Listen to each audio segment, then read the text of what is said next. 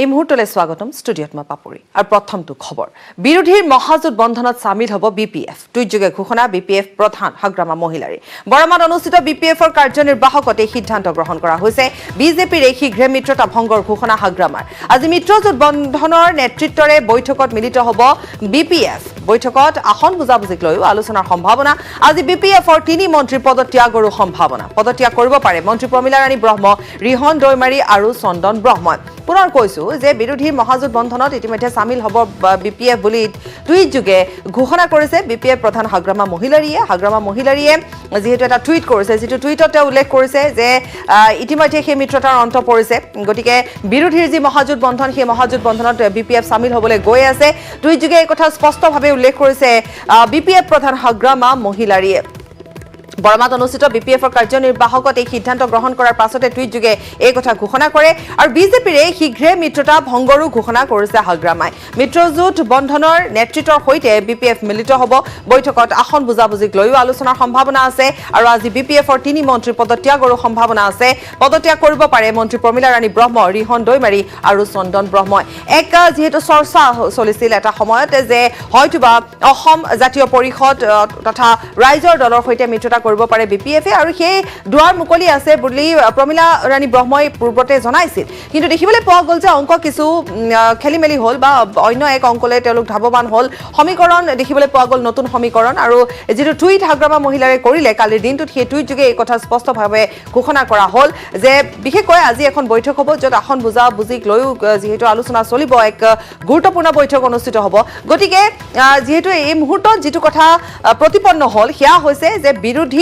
মহাজোঁট বন্ধনত বিপিএফ সামিল হ'ব অৰ্থাৎ কোৱা হৈছিল যে বিপিএফ ক'ত সামিল হ'ব বা বিজেপিৰ সৈতে মিত্ৰতা ভংগৰ পাছত বিপিএফে কাৰ হাত ধৰিব সেই কথা এটা চৰ্চাৰ বিষয় আছিল কিন্তু এই মুহূৰ্তত আমি কৈছো যে বিপিএফৰ কাৰ্যনিৰ্বাহকত এই সিদ্ধান্ত ঘোষণা কৰা হৈছে বিজেপিৰ শীঘ্ৰে মিত্ৰতা ভংগ কৰাৰ পাছতে মিত্ৰজোঁট বন্ধনৰ নেতৃত্বৰে বৈঠকত মিলিত হ'ব বিপিএফ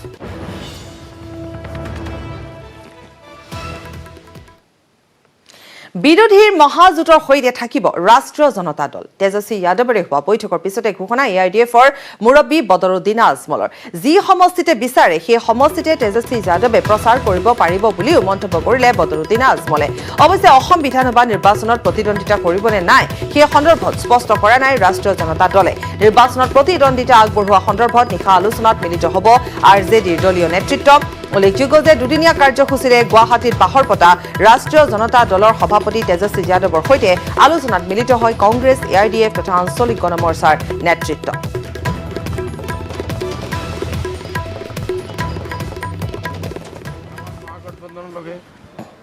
জোট দিয়াৰ কাৰণে আহিছে আমাৰ মহাগঠবন্ধনৰ এলাই হৈছে কংগ্ৰেছ আমি আমাৰ আজিজ যি অজিত ভূঞা সাহেব ইয়াত আছে সবৰ লগত আমি একেলগে ভেট কৰিছোঁ ৰাতি আমাৰ লগত ভাত খাব আৰু ইয়াত আমাৰ মহাগঠবন্ধন তেখেত থাকিব আৰু তেখেত কৈছে আপোনালোকে য'ত লৈ যাব যে চিটত লৈ যাব কেম্পেইনিঙৰ কাৰণে মই আহিম আৰু মই বেছি মানুহৰ ভিতৰত এই চব পলিটিকেল কথাবিলাক নহয় ৰাতি আমি লিমিটেড মানুহ থাকিম এইটো কথা মিত্ৰজোঁট নিশ্চয় নিশ্চয় তেওঁ বিজেপিক প্ৰতিহত কৰাৰ স্বাৰ্থত বিৰোধী ঐক্য গঢ়ি তুলিব লাগে আৰু অলপ পলম হৈছে বুলি তেওঁ অনুভৱ কৰিছে আমাৰ গোটেই কাম কাজবিলাক বিৰোধী ঐক্য মই স্বীকাৰ কৰোঁ যে অলপ পলম হৈছে কিন্তু এইটো আপোনাক জনাই থওঁ যে কমন মিনিমাম প্ৰগ্ৰাম আমি কিন্তু দি থৈছোঁ ইতিমধ্যে কংগ্ৰেছৰ হাতত আমি আঞ্চলিক গণমৰ্চাই কেতিয়াবাই দিলোঁ আজি এসপ্তাহমানৰ আগতে বাকী দলবিলাকেও তেনেকৈ দিছে বুলি মই শুনিছোঁ গতিকে এতিয়া তেওঁলোকৰ হাতত তেওঁলোকে যদি এটা খৰতকীয়া সিদ্ধান্ত নলয় তেতিয়াহ'লে এইটো অলপমান অসুবিধা হ'ব এতিয়া যিটো হৈ আছে মহাজোঁট এইটোৱে মই ভাবোঁ বিজেপিক প্ৰত্যাহ্বান জনাবৰ কাৰণে যথেষ্ট নিৰ্বাচনৰ দিন ঘোষণা কৰাৰ পিছতে আসন বুজাবুজিক লৈ তৎপৰ হৈছে দুই মিত্ৰ দল অগপ বিজেপি দীৰ্ঘদিনে অমীমাংসিত হৈ থকা বিষয়টোক লৈ আজি গুৰুত্বপূৰ্ণ বৈঠকত মিলিত হ'ব অসম গণ পৰিষদ আৰু বিজেপি এইবাৰ অগপৰ হাতত থকা কেইবাখনো আসন বিজেপিয়ে দাবী কৰাৰ পৰিপ্ৰেক্ষিতত আজিৰ বৈঠক অতি তাৎপৰ্যপূৰ্ণ বিবেচিত হ'ব বিজেপিয়ে পাটাচাৰকুছি তেজপুৰ লখিমপুৰ বৰহমপুৰকে ধৰি অগপৰ দখলত থকা কেইবাখনো আসনত নিজৰ প্ৰাৰ্থী থিয় কৰাব বিচাৰিছে কিন্তু ইয়াৰ বিপৰীতে অগপই এখনো আসন এৰি দিয়া নহ'ব বুলি স্পষ্ট কৰাৰ লগতে 40খন আসন বিচাৰিছে সেয়েহে আজিৰ বৈঠকত দুয়োটা দলে কি সিদ্ধান্ত লয় তাৰ ওপৰতে নিৰ্ভৰ কৰিব কেইবাগৰাকীও অগপ বিধায়কৰ ভৱিষ্যত। ইফালে সোমবাৰে UPPLৰেও আসনক লৈ আলোচনা কৰিব বজালিৰ ভালুকিৰ ঘোষণা ৰঞ্জিত দাসৰ।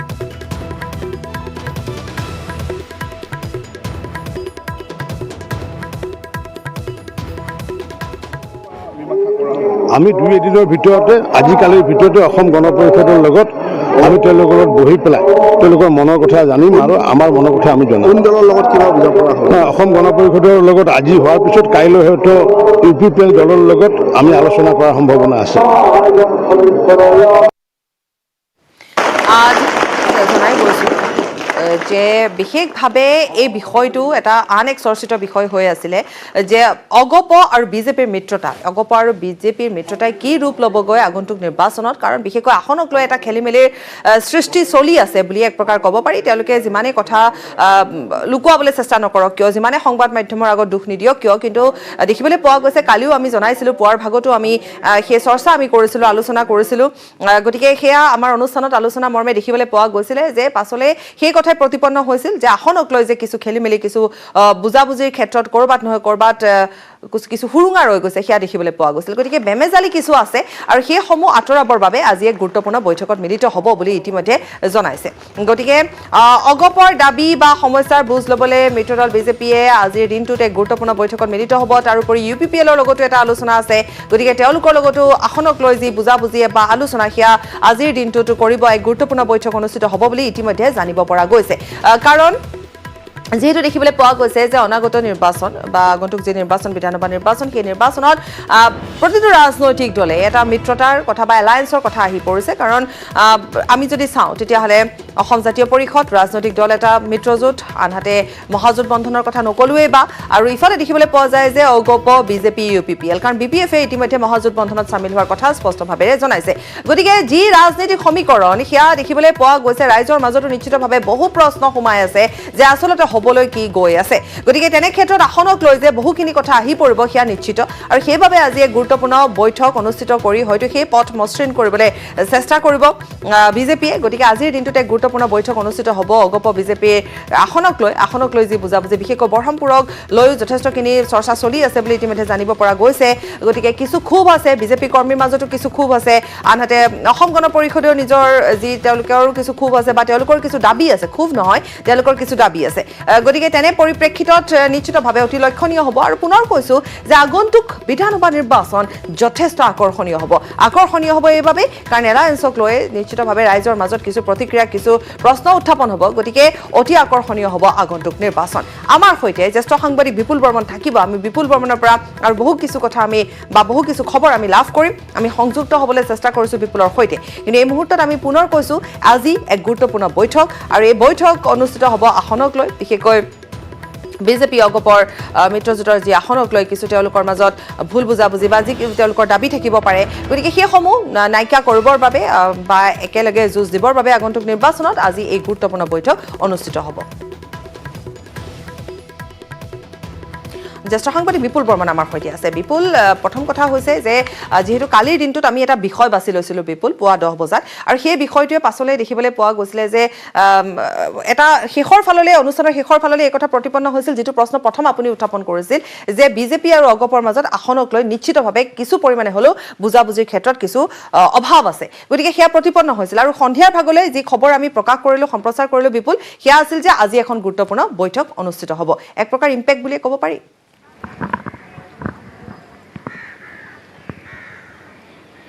চাওক, পুৱাৰ ভাগত আপোনাৰ অনুষ্ঠানতে আমি কৈছিলোঁ যে ভাৰতীয় জনতা পাৰ্টীয়ে অসম গণ পৰিষদক সংখ্যালঘু সমষ্টিসমূহলৈকে ঠেলি পঠিয়াই দিব, আৰু তাৰপিছতে আমি দেখিছিলোঁ যে গধূলিৰ ভাগতো আমি তেনে বাতৰি সম্প্ৰচাৰ কৰিছিলোঁ। আৰু আজি কিছু সময় পিছতে আজি সাহসীয় যি মিত্ৰগোষ্ঠী আছে, সেই মিত্ৰদল বিজেপি, অগপ আৰু UPPL লগতে GSP যি নৱকুমাৰ শৰণীয়া দল, এই 4টা দলৰ আজি এখন সভা অনুষ্ঠিত হ'ব। আৰু সেই সভাখনত কি ধৰণৰ সিদ্ধান্ত হয়, অগপক কোনকেইখন আসন আচলতে প্ৰকৃত অৰ্থত এৰি দিব যদিও অগপ নেতৃত্বই দাবী কৰি আহিছে যে তেওঁলোকক বৰ্তমানে যি 14খন আসন তেওঁলোকৰ দখলত আছে সেই 14খন লাগিব আৰু অতিৰিক্তভাৱে তেওঁলোকে মুঠ 40খন আসন বিচাৰিছে এই কথাটো তেওঁলোকৰ দাবী কিন্তু তেওঁলোকে প্ৰকৃত অৰ্থত স্মল ব্ৰাদাৰ হিচাপে কিমানখন আসন লাভ কৰে এটা সময় আছিলে 2001 চনত তেতিয়া তেওঁলোকে অগপ বিগ ব্ৰাদাৰ আছিলে আৰু বিজেপি স্মল ব্ৰাদাৰ আছিলে এতিয়া সেই গোটেই কথাটো এতিয়া বিপৰীত হৈ গ'ল এতিয়া বিজেপিয়ে বিগ ব্ৰাদাৰৰ ভূমিকা পালন কৰিছে আৰু অগপ এতিয়া স্মল ব্ৰাদাৰ গতিকে অগপক যিমানখিনি আসন দিব সেইখিনি আসনতে তেওঁলোকে প্ৰতিদ্বন্দ্বিতা কৰিব লাগিব গতিকে আজি অকণমান সময় পিছত তেওঁলোকৰ 4টা দলক লৈ যি সভা বিজেপি অগপ UPPL JSP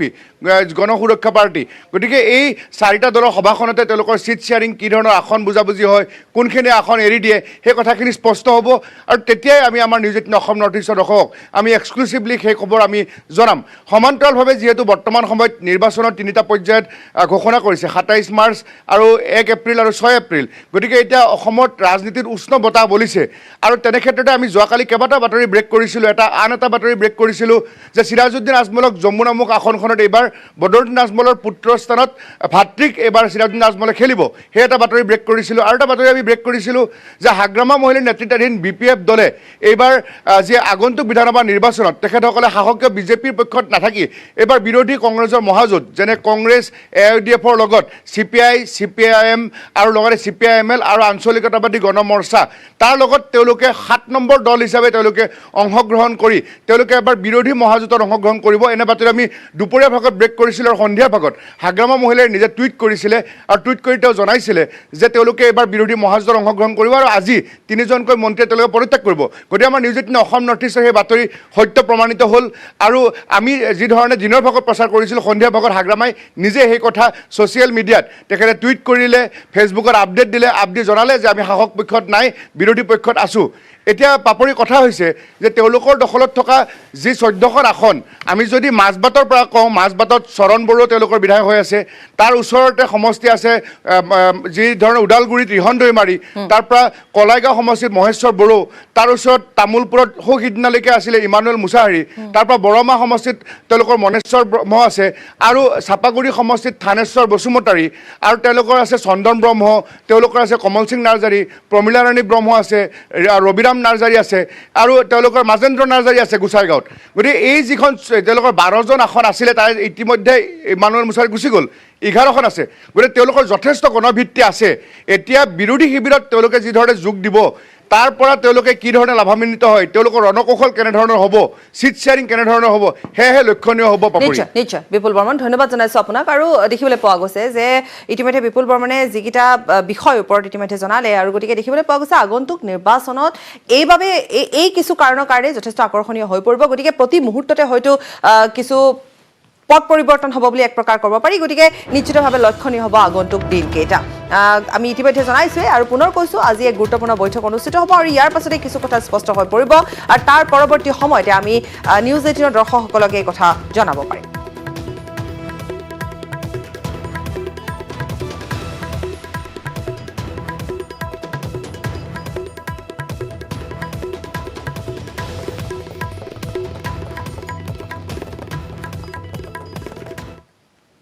বিৰতিৰ পাছত এই মুহূৰ্তৰ ব্ৰেকিং নিউজ ABPC ভোটাৰৰ অপিনিয়ন পল ৰাজ্যত পুনৰ হ'ব বিজেপিৰ নেতৃত্বত চৰকাৰ বিজেপি মিত্ৰজোঁটে লাভ কৰিব 68ৰ পৰা 76খন আসন কংগ্ৰেছ মিত্ৰজোঁটে লাভ কৰিব 43ৰ পৰা 51খন আসন অন্যান্যই লাভ কৰিব 5ৰ পৰা 10খন আসন অসমত বিজেপিক বিচাৰে 42% জনতাই অন্যান্য দলক সমৰ্থন কৰে 27% জনতাই পুনৰ জনাইছো এই মুহূৰ্তত ABPC ভোটাৰৰ অপিনিয়ন পল ৰাজ্যত পুনৰ হ'ব বিজেপিৰ নেতৃত্বত চৰকাৰ বিজেপি মিত্ৰজোঁটে লাভ কৰিব 68ৰ পৰা 76খন আসন কংগ্ৰেছ মিত্ৰজোঁটে লাভ কৰিব 43ৰ পৰা 51খন আসন অন্যান্যই লাভ কৰিব 5ৰ পৰা 10খন আসন অসমত বিজেপিক বিচাৰে 42% জনতাই অন্যান্য দলক সমৰ্থন কৰে 27% জনতাই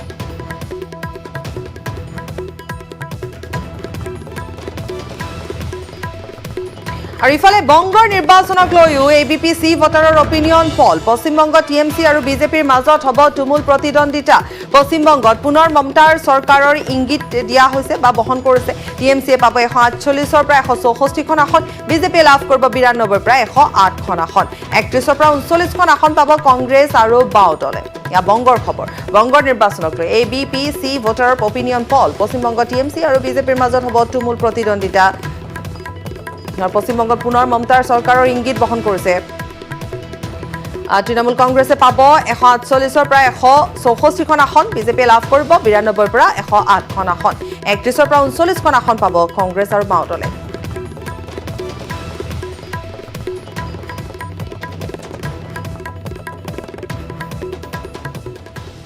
বিধানসভা নিৰ্বাচনত আসন বুজাবুজি সন্দৰ্ভত মন্তব্য বিটিসি চিফ প্ৰমোদ বড়োৰ বিজেপি জিএছপিৰ সৈতে হ'ব ইউপিপিএলৰ আসন বুজাবুজি কিন্তু বৰ্তমানলৈ বিজেপি তথা জিএছপি দলৰ সৈতে আসন বুজাবুজি হোৱা নাই বুলি মন্তব্য প্ৰমোদ বড়োৰ বৰ্তমান সকলোৱে নিজৰ নিজৰ জংঘলহে চাফা কৰি আছে সমষ্টি তথা ৰাইজৰ সমৰ্থন থাকিলে যি দলে প্ৰাৰ্থী দিব জয়ী হ'ব বুলি মন্তব্য কৰে ইউপিপিএলৰ নেতৃত্বত মিত্ৰজোঁটে ভাল ফল দেখুৱাবলৈ সক্ষম হ'ব বুলি আশা প্ৰকাশ কৰে আনকি বিপিএফক তীব্ৰ কটাক্ষ কৰে প্ৰমোদ বড়োৱে পুনৰ কৈছো বিধানসভা নিৰ্বাচনত আসন বুজাবুজি সন্দৰ্ভত মন্তব্য বিটিসি চিফ প্ৰমোদ বড়োৰ বিজেপি জিএছপিৰ সৈতে হ'ব ইউপিপিএলৰ আসন বুজাবুজি কিন্তু বৰ্তমানলৈকে বিজেপি তথা জিএছপি দলৰ সৈতে আসন বুজাবুজি হোৱা নাই বুলি মন্তব্য কৰিছে প্ৰমোদ বড়োৱে বৰ্তমান সকলোৱে নিজৰ নিজৰ জংঘলহে চাফা কৰি আছে আৰু সমষ্টি তথা ৰাইজৰ সমৰ্থন থাকিলে যি দলে প্ৰাৰ্থী দিব জয়ী হ'ব বুলি মন্তব্য কৰে এতিয়ালৈকে আগবাঢ়া নাই নিজৰ নিজৰ জংঘল চাফা কৰাত লাগি গৈছে চবে তো আসন বুজাবুজি হৈ যাব সমষ্টিটো যদি ঠিকে থাকে ৰাইজৰ যদি ছাপোৰ্ট থাকে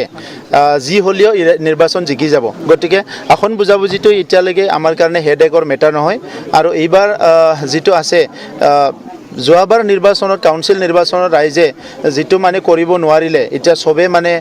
এইটো ইচ্ছা প্ৰকাশ কৰিছে কি পৰিৱৰ্তনটো 100% আনিব লাগে গতিকে এইটো নিৰ্বাচনত ইউপিপিএলৰ নেতৃত্বত যিটো আমাৰ মিত্ৰজোঁট হ'ব ইয়াত ভাল ফল কৰিব এইটো চিউৰ হৈ গৈছে